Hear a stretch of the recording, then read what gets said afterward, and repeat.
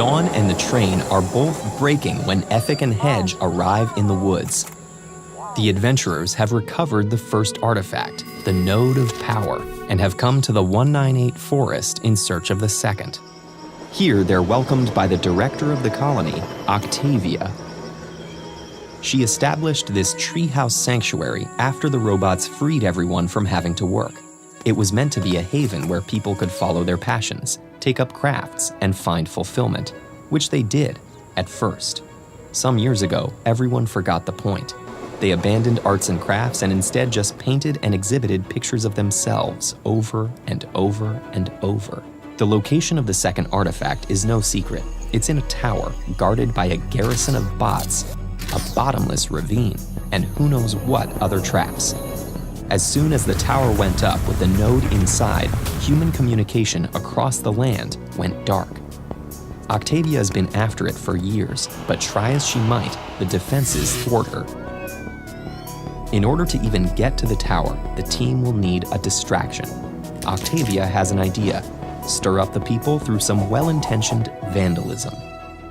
The residents' paintings are all squares that come in different sizes, all an odd number of pixels across. Helper bots pick up the finished portraits and hang them in public places for everyone to admire. There's a slim margin of time when Hedge can access the paintings. If he were to deface each one with an X, the people would blame the helper bots, creating just the distraction the team needs. If only it were so easy. Hedge can't just paint an X. His painting processor requires very specific instructions. Treating the paintings as square grids, he can fill in one pixel, or little square, at a time. He can move forwards and make 90-degree turns over the canvas, but can't move diagonally. How does Ethic program Hedge to paint an X over each portrait?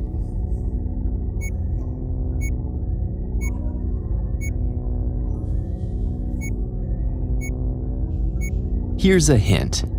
Try drawing a square grid like this and simulating Hedge's path over it. What patterns can you find to guide him?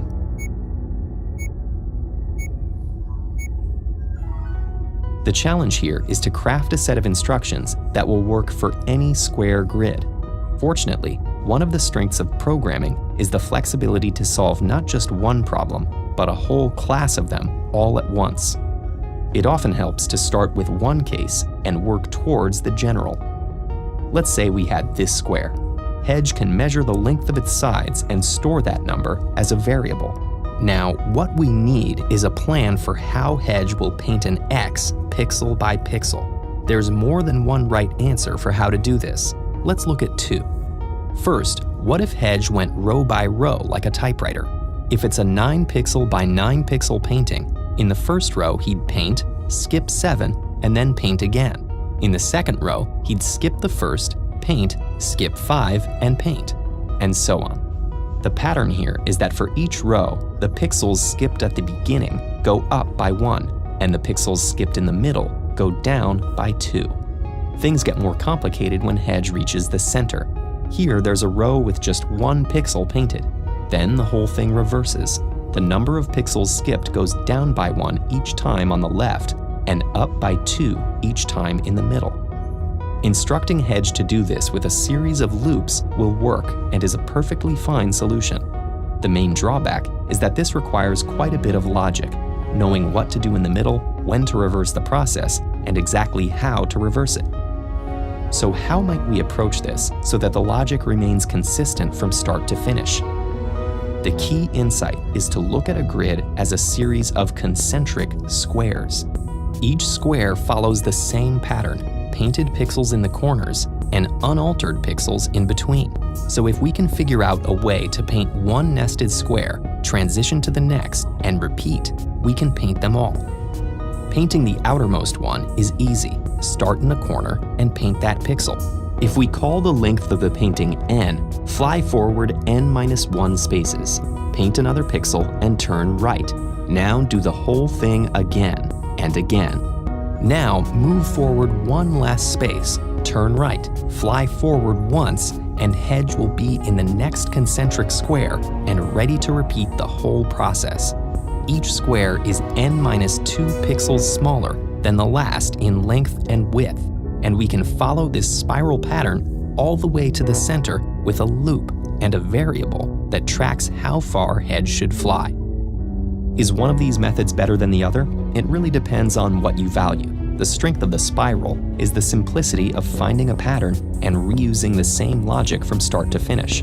The advantage of the typewriter approach is that it's a more generalized solution, meaning it can be adapted much more simply to fill in any pattern. For ethics' sake, either will do just fine. So here's what happens. Hedge rapidly defaces all of the portraits, and within moments, cries of anguish break out all over the forest. The garrison guarding the tower abandon their posts to calm the agitated people, and Ethic, Hedge, and Octavia slip through, and nearly slip into the depths of the gorge standing between them and the tower. Continue the adventure in episode 6 of Think Like a Coder, or restart the journey with episode 1. And don't forget to subscribe.